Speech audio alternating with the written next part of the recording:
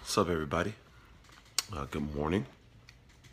Pray that you got some good rest last night and that you are ready for your day. I'm ready for mine. Got a big day today, so I'm excited about all of the opportunities that it holds. Good morning. Good morning. Come right on in. Good morning. Good morning, everybody. Everybody, good morning. Good morning. Do me a favor. Let's share this with our friends. I believe it's going to be a blessing. We can try to spread this word much faster if we share it. So let's do that. Good morning, Mr. Yunkin. Good morning, Buffalo in the house. What's going on? Good morning. Hey, Marlo, love you. Hug Naomi for me. Good morning, Ruben. Good to see you, sir. Good morning, Ebony. Good morning, Melissa. Good morning, good morning, good morning to you all. Philly in the house. I've always wanted to come to Philadelphia. I'm going to get there one day. Good morning, Latifa. Good morning, good morning. I need to see you next week, Latifa. Hopefully you can make it to San Antonio. You need to be here. It's going to be powerful. All right. Invite your followers and send this to your networks. And let's jump right in. I was thinking today as I was doing our devotion with our church that, good morning from Detroit. I was thinking today as we were doing our devotion with our church that discipline is incredibly important. As a child, anytime a child would have something, they would say, hey, that's mine. They would take ownership of whatever it was that was in their reach to grab. Anything that was close enough for them to grab, they would claim it as theirs. Anytime you have a sense of ownership, and you begin to claim things that belong to you, number one, you don't make excuses for it. It's yours. You claim it. You know about it. You say it belongs to you. If it breaks, you take ownership for it. You don't just leave it behind. You don't just start a brand new life without it. If it belongs to you and you take great value in it, you claim it and you take it with you. By taking it with you, you are exhibiting a sense of discipline. Love you too. By taking it with you, you take a sense of discipline that it belongs to you. Now watch this. Discipline creates boundaries and borders that makes your life come in alignment with where you're going and what you have considered as ownership. Whatever you say that you own but have no discipline attached to it, whatever you say that you own but have no discipline attached to it, eventually the floods of overflow and frustration will flow into other areas of your life. There has to be the boundary of discipline. You cannot say yes to everything. You cannot look at everything. You cannot touch everything. You cannot go everywhere. These boundaries are the things that are going to set you apart and make you stand out not only to God but to man. There has to be. Samson had his hair that he vowed he would not cut. There are things that there were certain things that Paul said he would not touch. There were certain things that Peter said he would not do. Everybody that has a sense of who they are and what they will do and what they will become, they have a sense of ownership, and that ownership develops a discipline. Now watch this. Without discipline, the antagonizer of your life can terrorize you and run you rampant. If you are absent of peace, then it is because that something is terrorizing you. If you cannot sleep, it may be stress is the terrorist of your life. Anxiety is the terrorist of your life. Fussing and fighting and saying things you don't really mean. Maybe that is the antagonistic thing of your life, terrorizing you and keeping you from what you know belongs to you. You cannot progress without peace. Yes, I'm going to say that again. You cannot progress without peace. You have to have peace in your life in order to progress and mature and grow. But the reason why you don't have peace a lot of times is because the terrorists of your life and the frustration and the battering and the pulverizing of things in your life. It's tearing you apart. It's running in your life. It is bombing your peace. It's the sniper for your favor. It is destroying your peace of mind. And the reason why it's happening is because discipline has not raised the borders of your life to say who can come in and what cannot.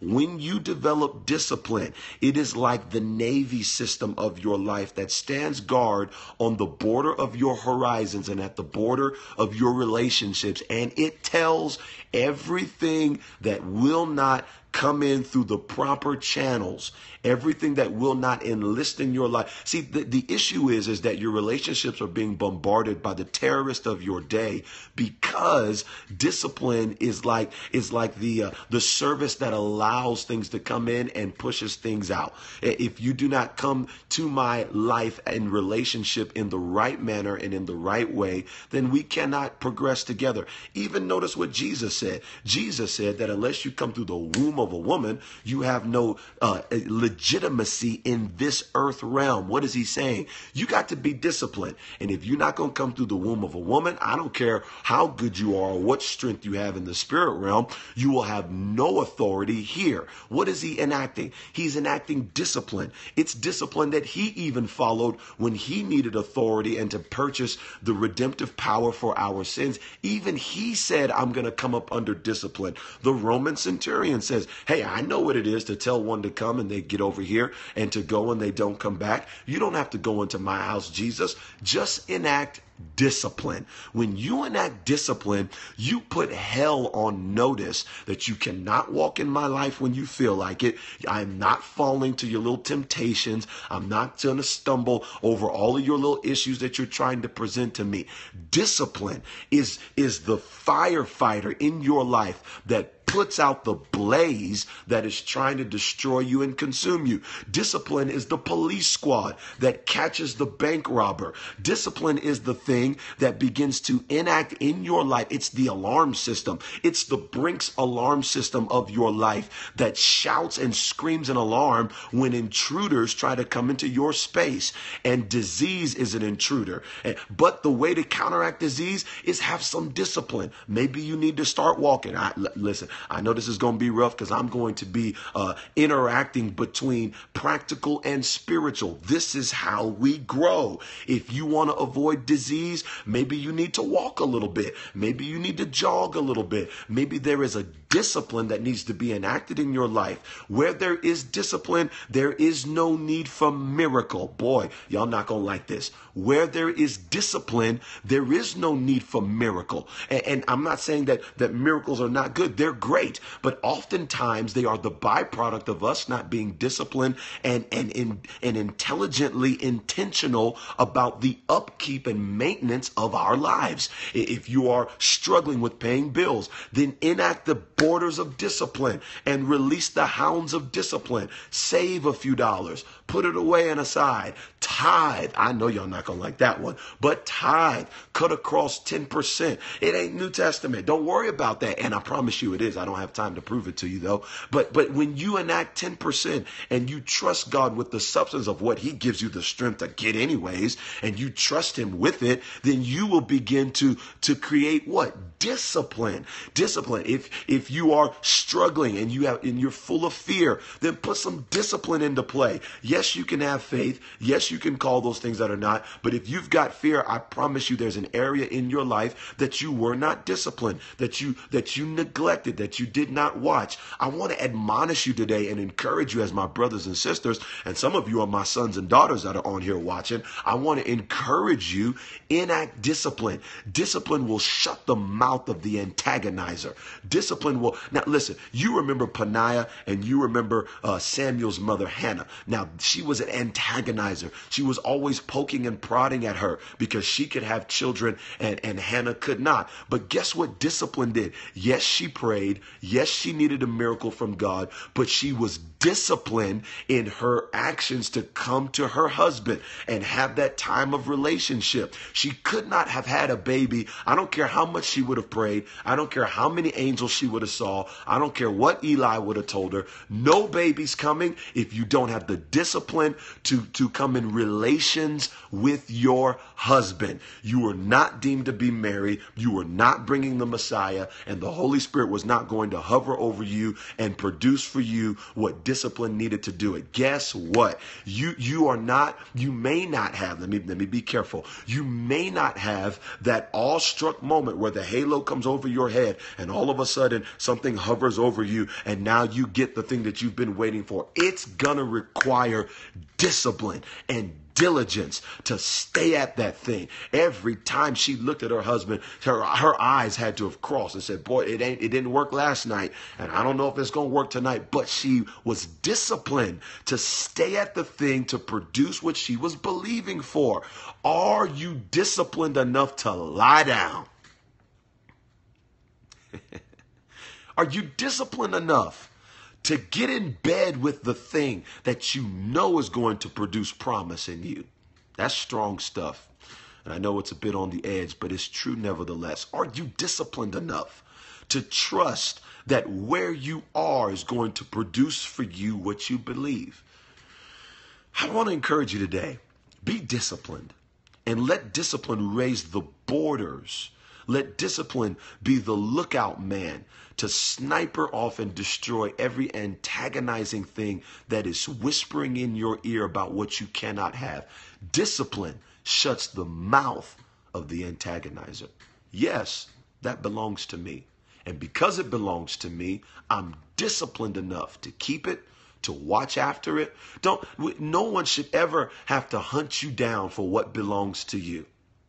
Nobody should ever have to scream out to the rooftops for you to come and maintain the thing that God is trying to give. When you know you got something, you take care of that thing. You maintain that thing. You have discipline towards it. And you know what? Hundreds of you that are on right now are showing discipline. You up at 6 a.m. carving and getting your spirit man in alignment for what you're here receiving a word and believing it. And you're going to take it all throughout the day. I pray for you today that discipline would show up in your life, and that things that cannot come, that should not come into your life, would not have access to it.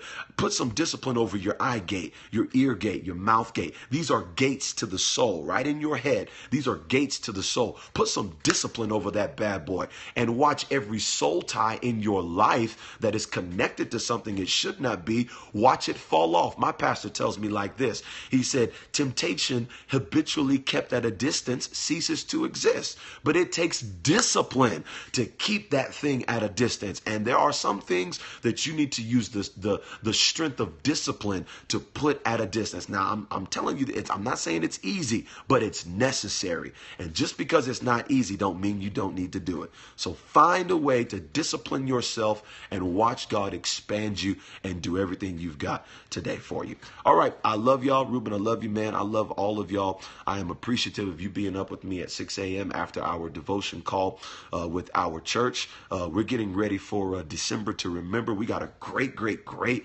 service tonight with my good friend, Pastor Jason Sides, who pastors in this city, a young lion who is going to come and just roar and bless our church tonight. So if you're in the San Antonio area or anywhere around there, come and hang out with us. It's going to be a powerful time, and I'll try to periscope some of it so you guys can be exposed to his ministry. He's got a prophetic edge on him that is just nuts. James, I love you, man, and great things are coming your way. All right, y'all, I'm out of here, and we'll talk soon.